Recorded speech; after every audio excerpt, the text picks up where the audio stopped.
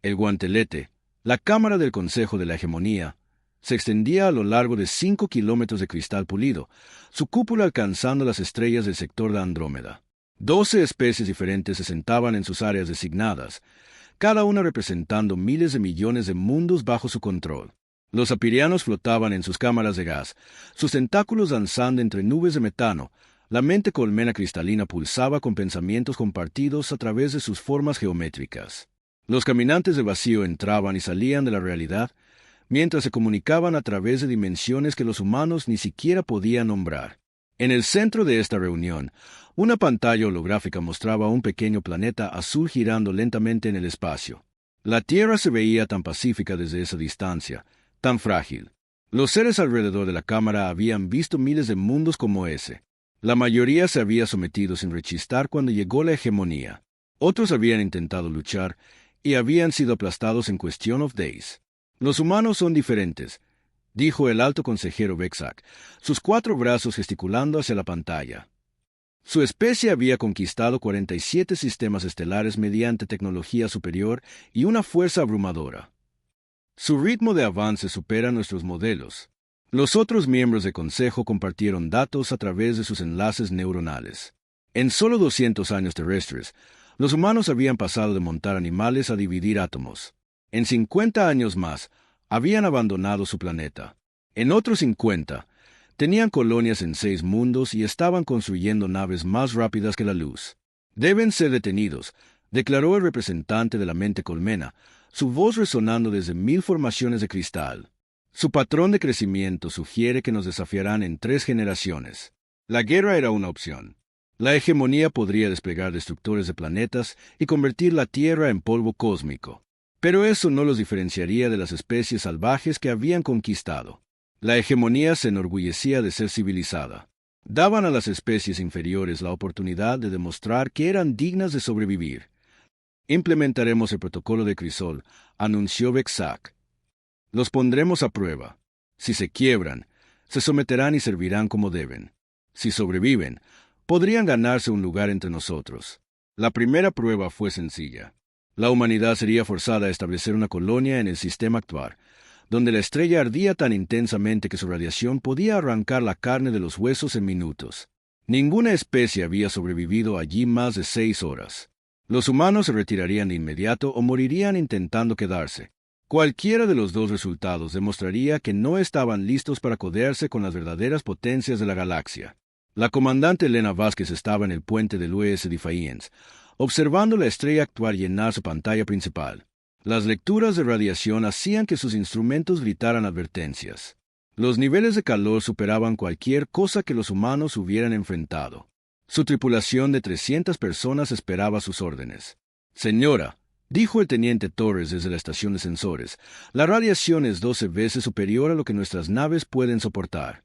Nuestro casco comenzará a derretirse en 4 horas. Elena había leído el mensaje de la hegemonía. Esto era una prueba. Esperaban que los humanos dieran media vuelta y regresaran a casa. Esperaban que los humanos admitieran la derrota antes siquiera de intentarlo. Jefe Martínez llamó a su oficial de ingeniería. ¿Con qué tenemos que trabajar? El jefe Martínez mostró las listas de inventario en su pantalla. Tenemos equipo de minería para operaciones en asteroides, parches para el casco por daños de micrometeoritos y unas 300 personas a las que no les gusta que les digan que algo no se puede hacer. Elena sonrió. Entonces, demostrémosle a estos alienígenas lo que hacen los humanos cuando alguien dice que algo es imposible. Las siguientes 18 horas convirtieron al Defiance en algo que habría horrorizado a los diseñadores de naves en la Tierra. La tripulación desmanteló cada sistema no esencial para obtener materiales. Soldaron escudos de minería de asteroides al casco exterior.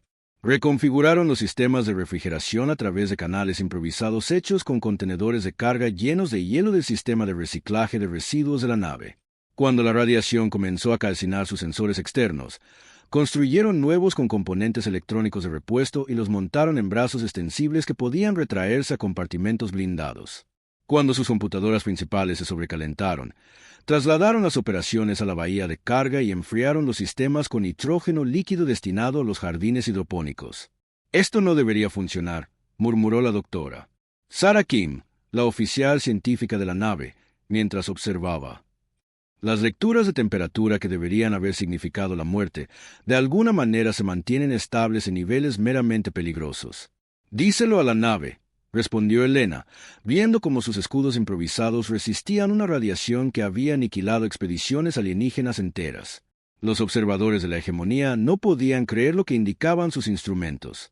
La nave humana no solo estaba sobreviviendo en Ctvar, estaba prosperando. Observaron a través de escáneres de largo alcance cómo los humanos desplegaban equipos de minería y comenzaban a recolectar materiales de asteroides a los que nadie había podido acercarse jamás. En una semana, los humanos habían construido una estación espacial. En un mes, habían establecido operaciones mineras en todo el sistema. En 3 meses, estaban vendiendo metales raros a naves comerciantes en el borde del sistema.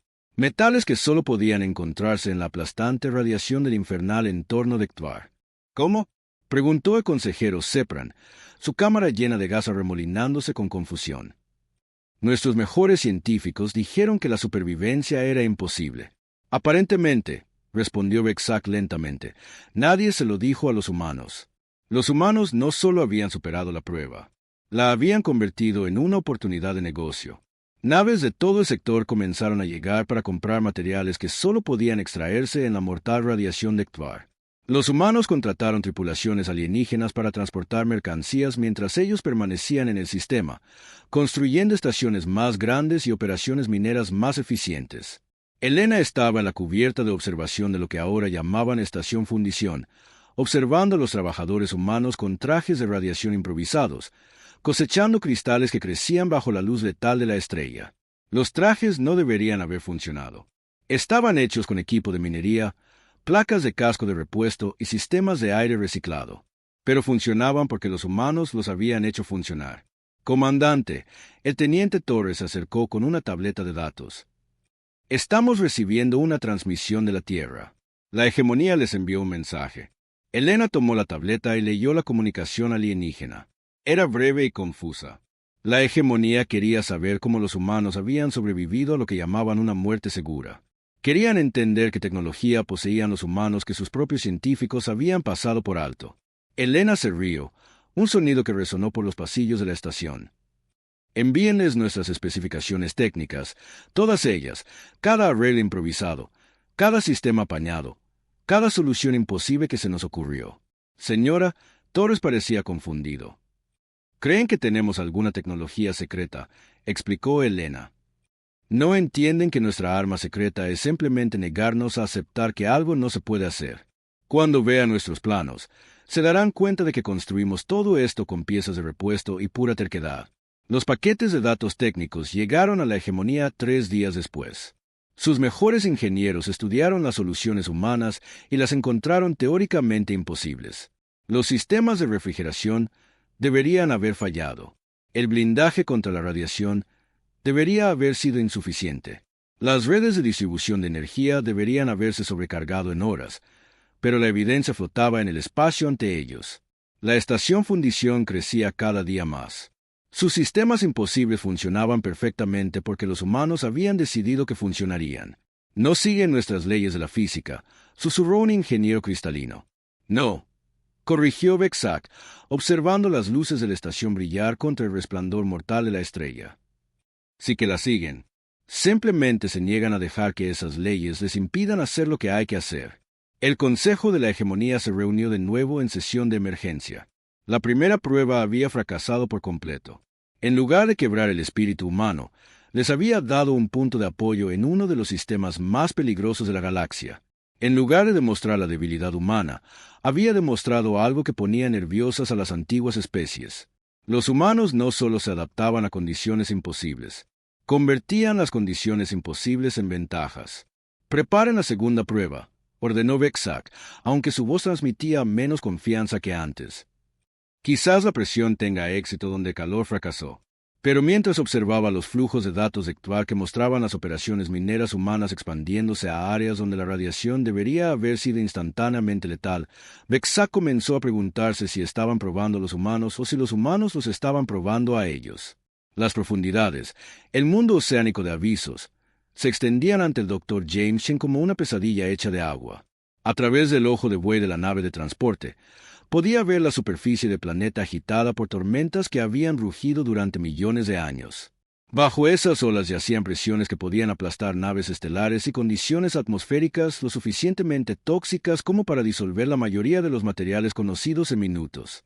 La presión a la profundidad del asentamiento es 400 veces la normal de la Tierra, informó la capitana Lisa Park, leyendo sus instrumentos. El agua contiene compuestos sulfúricos que corroerán la mayoría de los metales. La presión atmosférica en las bolsas submarinas se registra como incompatible con la vida en todas las escalas que conocemos. James asintió, estudiando los datos. Esta era la segunda prueba de la hegemonía. Después del inesperado éxito de la humanidad en el sistema actual, el Consejo Alienígena había elegido condiciones aún más extremas. 17 especies diferentes habían intentado colonizar Avisos en los últimos 1000 años. La que más tiempo había sobrevivido fue 6 días. Esperan que fracasemos, dijo la doctora María Santos, la ingeniera de la expedición. Las casas de apuestas en los mundos de la hegemonía nos dan menos de 48 horas. Entonces será mejor que superemos las expectativas, respondió James, revisando su equipo de buceo una vez más. Los trajes que llevaban parecían ensamblados en el garaje de alguien, lo cual no estaba lejos de la verdad. Incapaces de acceder a la tecnología de la hegemonía, los ingenieros humanos habían construido equipos de alta presión con material de minería, componentes de naves espaciales y cualquier material que pudieran adquirir a través del comercio. Los trajes eran voluminosos, incómodos, según todas las simulaciones, completamente inadecuados para las condiciones de Avisos.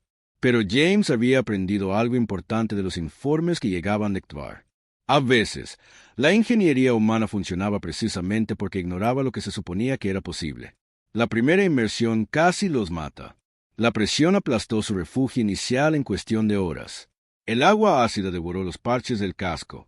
Sus sistemas de reciclaje de aire se obstruyeron con partículas tóxicas. Según toda lógica, la misión debería haber terminado en un desastre.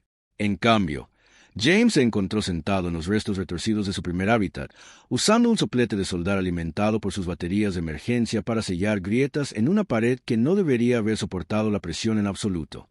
«Esto es una locura», murmuró el teniente coronel Rodríguez, sosteniendo una luz mientras James trabajaba. «Estamos a 6 kilómetros bajo el agua en un mundo alienígena, reparando nuestro refugio con piezas de repuesto y plegarias. La plegaria es opcional», respondió James, terminando otra soldadura. «Las piezas de repuesto están haciendo la mayor parte del trabajo». Al final de la primera semana, habían aprendido a hacer que su situación imposible funcionara. Cuando el agua ácida disolvió sus juntas de metal, cambiaron a compuestos cerámicos cocidos en hornos improvisados alimentados por respiraderos geotérmicos. Cuando la presión aplastó sus sistemas de aire, los rediseñaron utilizando principios tomados de la biología de las criaturas de las profundidades marinas que los humanos habían estudiado en los océanos de la Tierra. El gran avance llegó cuando la doctora Santos se dio cuenta de que el aplastante entorno de Avisos podía ser una ventaja en lugar de un obstáculo. La inmensa presión podía alimentar sistemas mecánicos sin electricidad.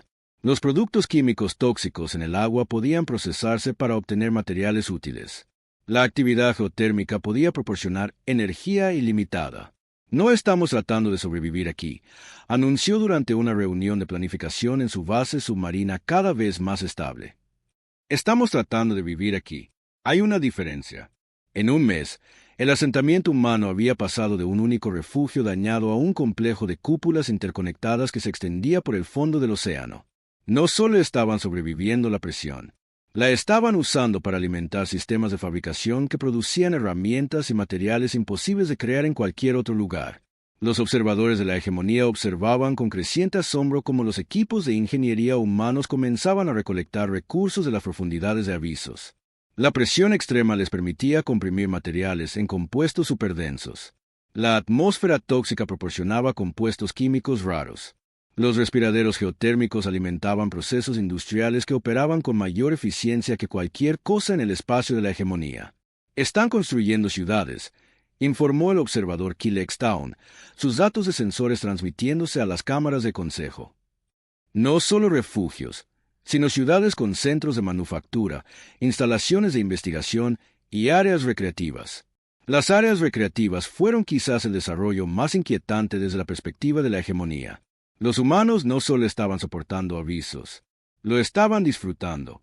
Habían construido túneles transparentes que les permitían caminar por las profundidades del océano observando la vida marina alienígena. Habían construido piscinas de presión donde los trabajadores fuera de servicio podían relajarse mientras observaban el juego de luces de los respiraderos geotérmicos. Habían convertido un mundo de muerte aplastante en un destino turístico. Imposible, declaró el consejero Sepron. Solo la presión debería haberlos matado. La toxicidad atmosférica debería haber disuelto su equipo. El aislamiento debería haberlos llevado a la locura. Pero la evidencia que flotaba en las profundidades de avisos contaba una historia diferente. Niños humanos estaban naciendo en las ciudades submarinas, criados desde el nacimiento en condiciones que matarían a miembros adultos de la mayoría de las especies de la hegemonía. Estos niños podían trabajar con trajes de presión que apenas funcionaban, podían respirar aire que era técnicamente venenoso, podían navegar por aguas y disolverían la carne desprotegida en segundos. Y lo que era más inquietante, parecían felices. James estaba en la cúpula de observación de Nueva Marianas, el asentamiento humano más grande en avisos, viendo bancos de peces alienígenas pasar nadando junto a las paredes transparentes. Los peces eran hermosos a su manera. Adaptados a presiones y condiciones que matarían la vida terrestre al instante, al igual que los humanos que ahora llamaban a este lugar su hogar. Dr. Chen llamó a su asistente, la teniente Kim. Estamos recibiendo una comunicación de la hegemonía. ¿Quieren saber cómo estamos sobreviviendo? James casi se rió. La respuesta era tan simple que las mentes avanzadas de la hegemonía no podían comprenderla. Los humanos sobrevivían a condiciones imposibles de la misma manera que siempre lo habían hecho, negándose a aceptar que las condiciones eran imposibles. Envíenles nuestros datos técnicos, instruyó. Todos. Técnicas de construcción, sistemas de soporte vital, protocolos de adaptación a la presión, todo. Señor, ¿no deberíamos guardar algunos secretos en caso de que estén planeando algo hostil? James negó con la cabeza, observando a los trabajadores humanos fuera de la cúpula instalando nuevos equipos con trajes de presión que parecían sostenidos con cinta adhesiva y optimismo. No son nuestros enemigos, Kim, solo están limitados. Piensan dentro de sus cajas. Nosotros no tenemos cajas. Los paquetes técnicos que llegaron al Consejo de la Hegemonía 3 días después causaron una considerable confusión entre sus científicos. Los sistemas de soporte vital humanos operaban con principios que violaban varias suposiciones fundamentales sobre la física de la presión. Sus técnicas de construcción utilizaban materiales de formas que deberían haber causado un fallo estructural inmediato. Sus procesos de fabricación lograban resultados que requerían tecnologías que la hegemonía no poseía. Lo más inquietante de todo es que los humanos parecían haber descubierto accidentalmente nuevos principios científicos mientras intentaban hacer funcionar su colonia imposible. No están siguiendo los protocolos de ingeniería adecuados, se quejó el asesor científico jefe Moran. Sus márgenes de seguridad son inexistentes. Sus sistemas de respaldo son improvisados. Toda su infraestructura debería colapsar en cuestión de días. Y sin embargo, observó Vexac, estudiando los datos de avisos, sus ciudades se están expandiendo. Su población está creciendo. Su producción industrial está comenzando a superar la de algunos mundos de la hegemonía. Los humanos habían hecho más que sobrevivir a la prueba. La habían convertido en una historia de éxito de colonización. Naves comerciales comenzaban a visitar avisos para comprar materiales que solo podían fabricarse bajo sus condiciones extremas. Otras expediciones humanas solicitaban permiso para establecer sus propios asentamientos en las regiones más profundas del planeta. Lo que había sido concebido como una sentencia de muerte se había convertido en una oportunidad de crecimiento. Consejero Vexac, interrumpió un técnico de comunicaciones. Estamos recibiendo una transmisión de la colonia de avisos. Los humanos están ofreciendo compartir sus técnicas de colonización con los miembros de la hegemonía que quieran establecer asentamientos en entornos de alta presión. Vexac se quedó mirando la pantalla de comunicación. Los humanos no solo estaban sobreviviendo a pruebas imposibles, las estaban convirtiendo en oportunidades de negocio y luego ofreciendo ayudar a sus supuestos superiores a beneficiarse de sus descubrimientos. Quieren enseñarnos, dijo lentamente, cómo vivir en condiciones que diseñamos para matarlos. Los otros miembros del Consejo intercambiaron miradas inciertas a través de sus diversos métodos de comunicación. No era así como se suponía que debía funcionar el protocolo de Crisol.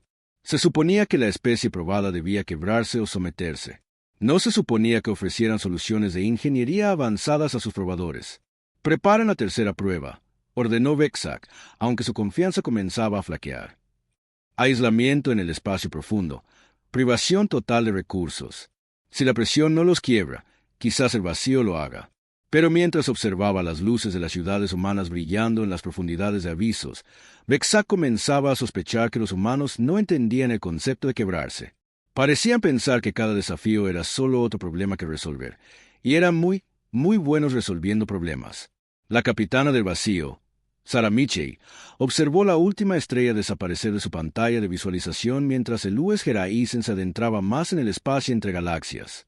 A su alrededor, otras 17 naves humanas flotaban en la oscuridad absoluta del gran vacío. Una región tan vacía que la luz de la estrella más cercana tardaría millones de años en llegar a ellos. Esta era la tercera prueba de la hegemonía y la más cruel. Habían usado su tecnología avanzada para transportar la flota humana mucho más allá de cualquier esperanza de rescate o reabastecimiento. Sin combustible, sin recursos, sin camino a casa, solo espacio vacío extendiéndose para siempre en todas direcciones, y la lenta cuenta atrás hacia la muerte a medida que los sistemas de soporte vital fallaban gradualmente. «¿Cuánto tiempo tenemos?», preguntó Sarah a su ingeniero jefe, el comandante David Walsh. David consultó sus pantallas, números que brillaban suavemente en la iluminación de emergencia de puente. «Con todas las naves racionando todo, quizás 6 meses. Eso si apagamos todos los sistemas no esenciales y ponemos a la mayor parte de la tripulación en criosueño». Sarah sintió, estudiando la pantalla táctica que mostraba las posiciones de su pequeña flota. 18 naves, casi 4.000 personas, todas varadas en un lugar donde la palabra varado ni siquiera empezaba a describir su situación. La hegemonía esperaba que se desesperaran. Esperaban que las tripulaciones se enfrentaran entre sí a medida que los recursos disminuían. Esperaban la locura, el suicidio y la extinción gradual de otra especie que se había atrevido a pensar que podría desafiar el orden establecido de la galaxia. No habían esperado que la capitana Michi convocara una reunión de toda la flota y dijera: «Damas y caballeros, tenemos 6 meses y muchas piezas de repuesto. Construyamos algo». El primer mes fue un caos. 18 naves, cada una con sistemas y capacidades diferentes, tuvieron que convertirse en una plataforma masiva de supervivencia. El US Darwin, un buque de investigación, se convirtió en el centro agrícola de la flota cuando sus laboratorios de biología se transformaron en granjas hidropónicas utilizando materiales recuperados de toda la flota. El US Fowey, una nave minera, se convirtió en su centro de fabricación cuando los ingenieros descubrieron que podían usar sus procesadores de mineral para descomponer las placas del casco y reciclarlas en nuevos componentes. «Esto es imposible», murmuró la doctora Jennifer Ayes, la oficial científica principal de la flota, mientras observaba las tripulaciones con trajes espaciales improvisados tendiendo cables de comunicación entre las naves. «Estamos construyendo una civilización con cosas que nunca fueron diseñadas para funcionar juntas». «Bienvenida a la ingeniería humana», respondió el jefe Walsh, que en ese momento estaba diseñando un reactor de fusión usando piezas de un procesador de alimentos, 3 tipos diferentes de baterías de emergencia y el sistema de contención magnética de una unidad de reciclaje de residuos. «Si es estúpido y funciona, no es estúpido». Para el segundo mes, la flota se había transformado en algo que habría horrorizado a los diseñadores de naves espaciales y fascinado a los antropólogos. Las naves estaban conectadas por túneles presurizados hechos de hábitats inflables de emergencia.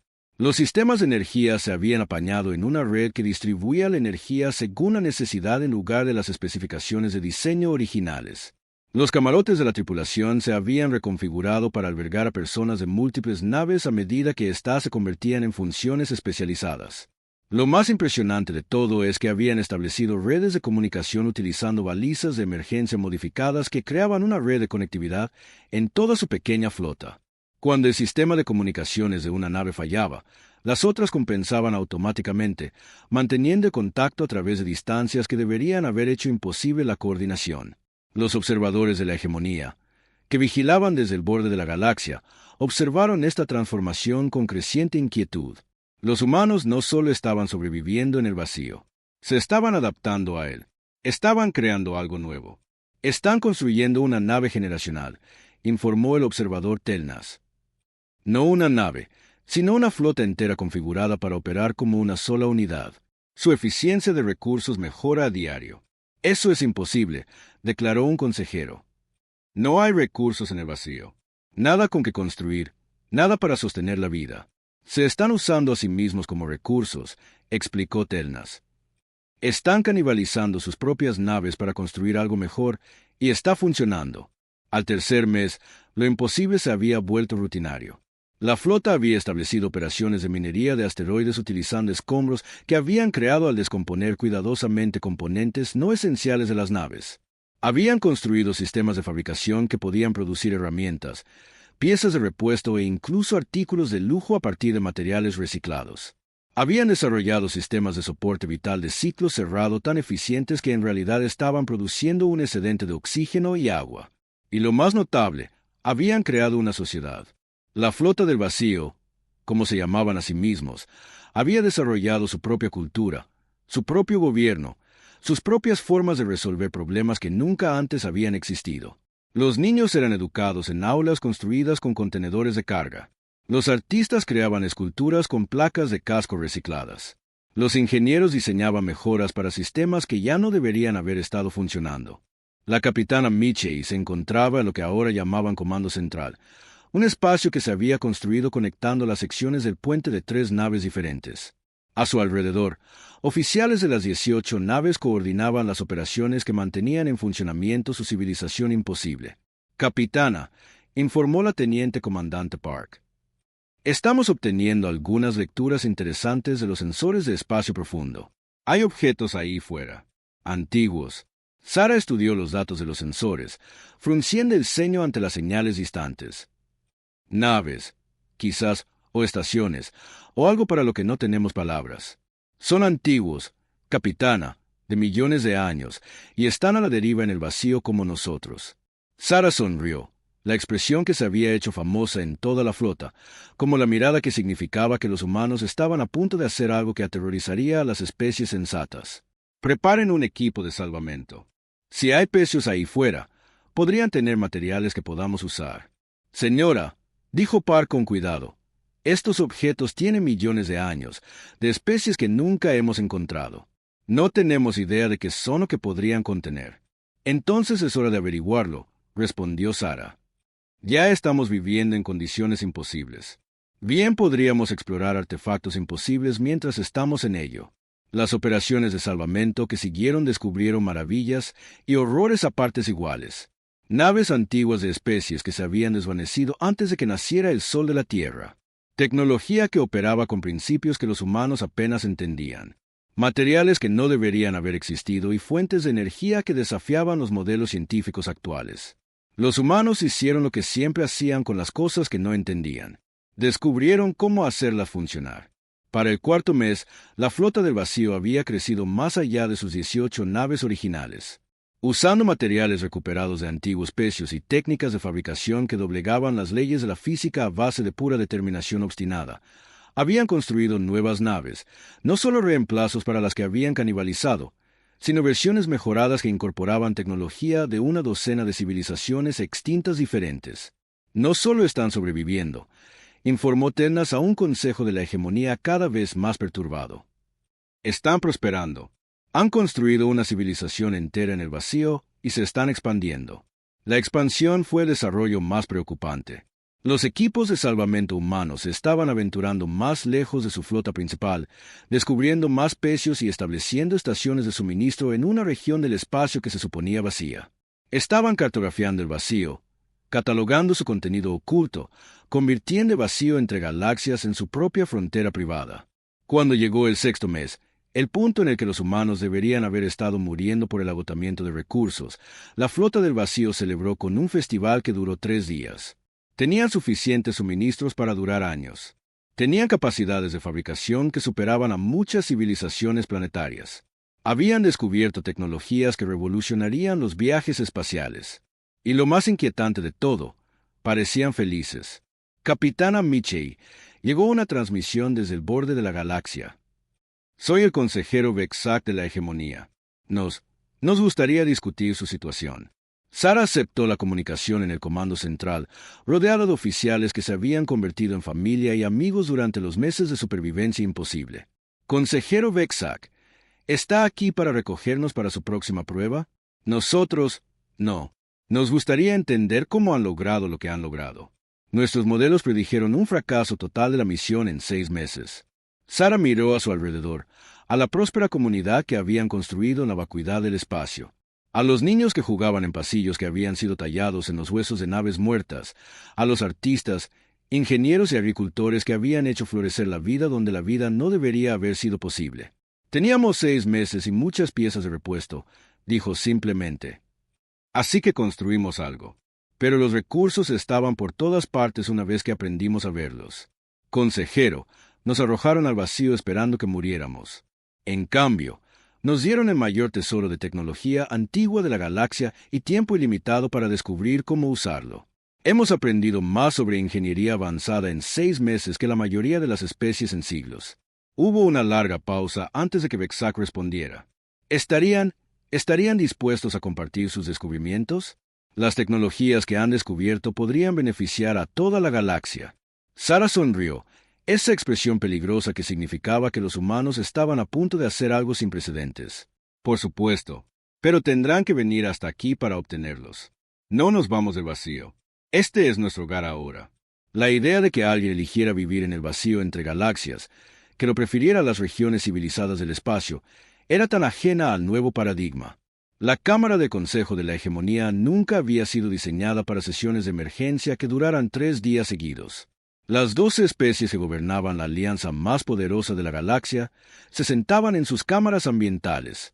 Sus redes de comunicación bullían con intercambios frenéticos mientras intentaban procesar lo que había sucedido.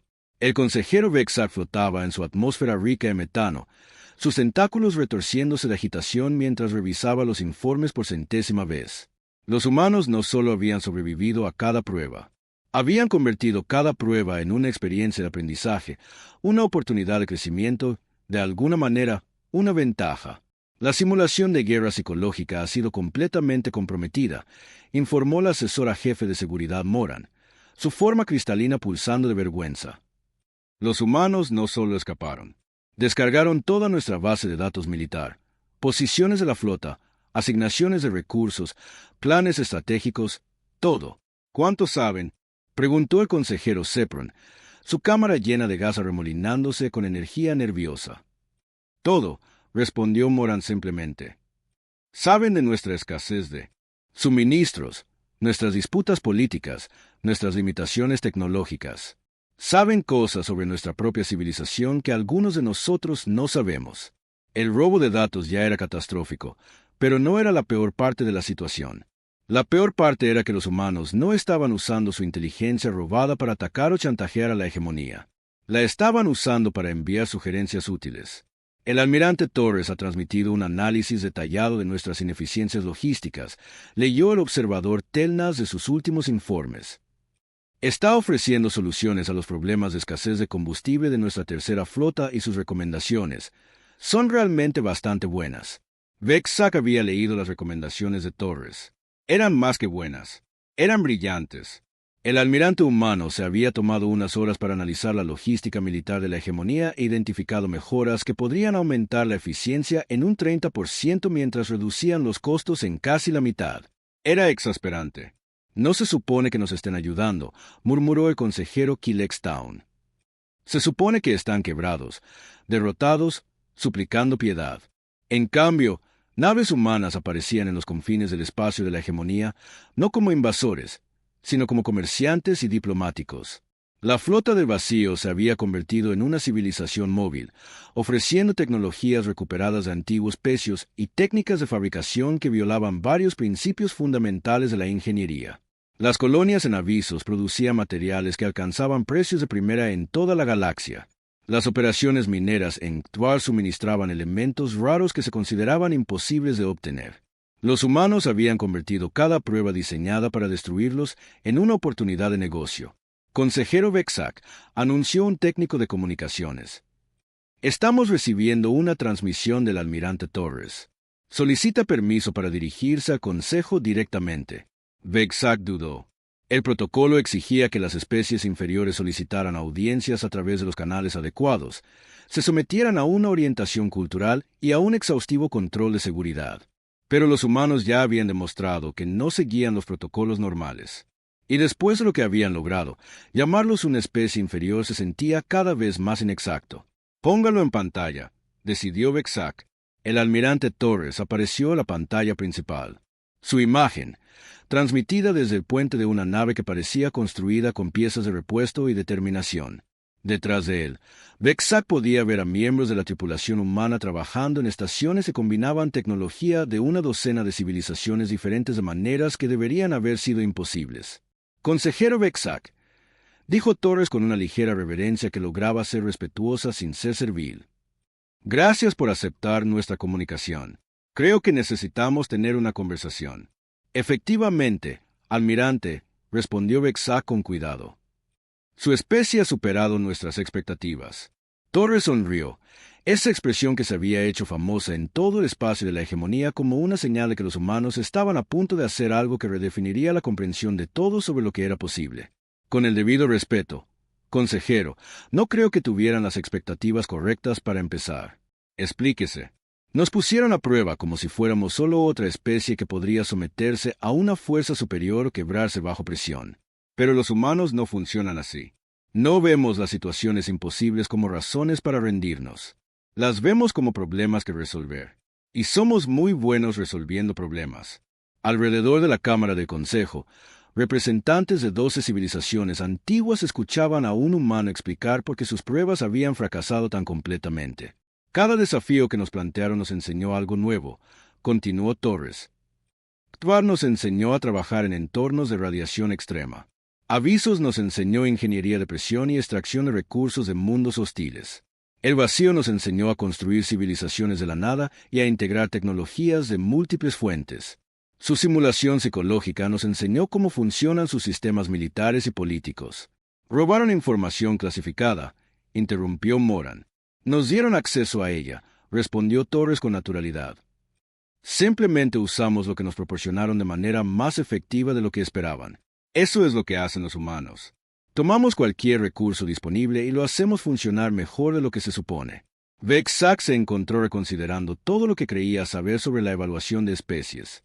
El protocolo de Crisol había sido diseñado para probar a especies inferiores y determinar su aptitud para servir a la hegemonía. Pero los humanos no habían sido probados. Habían sido educados. Cada desafío los había hecho más fuertes, más inteligentes y más capaces. ¿Qué quieren de nosotros, almirante? Preguntó. Asociación, respondió Torres sin dudar. Ustedes se enfrentan a escasez de recursos, ineficiencias logísticas y estancamiento tecnológico. Nosotros nos enfrentamos a ser nuevos en la civilización galáctica y a la necesidad de establecer nuestro lugar en ella. Podemos ayudarnos mutuamente. ¿Quieren unirse a la hegemonía? Queremos trabajar con la hegemonía. Hay una diferencia. Ofrecemos compartir nuestros descubrimientos, nuestras técnicas, nuestras soluciones a problemas con los que han estado luchando durante siglos. A cambio, queremos reconocimiento como iguales y acceso a la comunidad galáctica. El concepto de igualdad era casi impensable para muchos miembros del Consejo. La hegemonía se basaba en el principio de que las especies avanzadas guiaban y controlaban a las inferiores. Pero los humanos habían demostrado capacidades que superaban a muchos miembros de la hegemonía en áreas clave. Se da cuenta, dijo Vexac lentamente, de que lo que propone cambiaría la estructura fundamental de la civilización galáctica. Bien, respondió Torres. Necesita un cambio. Han creado un sistema donde todos conocen su lugar y se quedan en él. Eso conduce al estancamiento. Ofrecemos agitar las cosas, traer nuevas ideas y nuevas formas de resolver viejos problemas. Durante las siguientes horas, Torres presentó a Consejo una propuesta detallada para la integración humana en la sociedad galáctica. No era una solicitud de membresía o sumisión. Era un plan de negocios para una colaboración revolucionaria. Los humanos compartirían sus técnicas de adaptación, permitiendo a las especies de la hegemonía colonizar mundos previamente considerados inhabitables. Proporcionarían soluciones de fabricación que aumentarían la eficiencia mientras reducían el consumo de recursos. Ofrecerían consultoría de ingeniería para proyectos que se habían estancado por desafíos técnicos aparentemente imposibles. A cambio, querían acuerdos comerciales, intercambio cultural y reconocimiento como una civilización independiente capaz de tomar sus propias decisiones sobre su futuro. Su propuesta no tiene precedentes, admitió el consejero Sepron. Ninguna especie ha exigido jamás la igualdad como condición para la cooperación. Ninguna especie ha sobrevivido jamás a sus pruebas y ha vuelto ofreciendo ayudarles a mejorar sus propios sistemas, señaló Torres. Quizás es hora de intentar algo sin precedentes. El debate que siguió duró 2 días. Algunos miembros del Consejo argumentaron que aceptar la igualdad humana socavaría toda la estructura de la hegemonía. Otros señalaron que los humanos ya habían demostrado capacidades que superaban a muchas especies miembros. Unos pocos sugirieron que los humanos eran demasiado peligrosos para permitirles operar de forma independiente. Vexac se encontró atrapado entre el pensamiento tradicional y la evidencia de sus propias observaciones. Se suponía que los humanos debían quebrarse bajo presión. En cambio, habían convertido la presión en una herramienta para el crecimiento y la innovación. Habían sido aislados para morir en el vacío. En cambio, habían construido una civilización próspera y descubierto tecnologías que podrían beneficiar a toda la galaxia. Y lo más importante, se les había dado toda razón para odiar y temer a la hegemonía. En cambio, estaban ofreciendo ayuda. Almirante Torres, dijo Vexac finalmente. Su propuesta es aceptada, no por votación unánime, añadió, mirando a varios miembros del Consejo que todavía registraban objeciones, sino por decisión mayoritaria. La humanidad será reconocida como un socio igualitario en la civilización galáctica. Torres asintió, sin sorprenderse por la decisión. Gracias, consejero. Creo que encontrará este acuerdo beneficioso para todos los involucrados. Hay una condición, añadió Vexac. Queremos entender cómo hacen lo que hacen, sus métodos de adaptación, sus técnicas de resolución de problemas, su capacidad para tener éxito en condiciones imposibles. Queremos aprender. La sonrisa de Torres amplió. Por supuesto. Para eso son las asociaciones, para el aprendizaje mutuo. Pero debo advertirle, nuestros métodos pueden parecer extraños para las especies que están acostumbradas a seguir protocolos establecidos. ¿Qué quiere decir? Lo vamos improvisando sobre la marcha, explicó Torres. Cuando nos encontramos,